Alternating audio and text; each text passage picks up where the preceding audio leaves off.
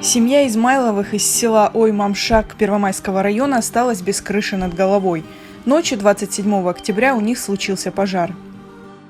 Saat ekilerde işte akayım eşitti, patlaular eşitti. O belledi, işte bunda yani yıl kırdığı yok, petardı patlattılar deyip açullanıp çıktı azbardan улицая.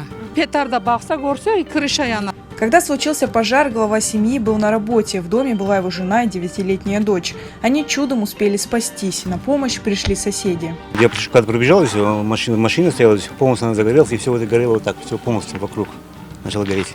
Ну, что смогли, вот помогли мне тушить, как уже. Везде бегали с ведрами. И вот так потушили. Да, tez yandı. Sonra bir пожарник уже söndüreydi. Biz kelgende. Son yaşlar yığılışıp başladılar kopkalarla bana böyle yapmaya.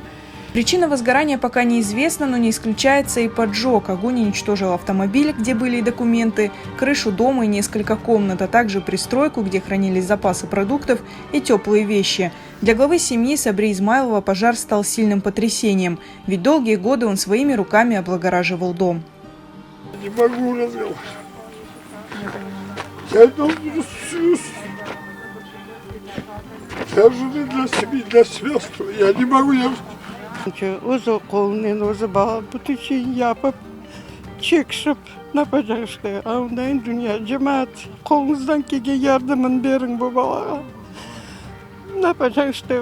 Endi ayakta turayım degende bundan hareketga uğradı. 9 yaşında kızcığı var. Yani işte apayın ayakları yandı. Чтобы восстановить жилище семье Измайловых, нужна помощь. Поддержать семью можно, перечислив средства по реквизитам.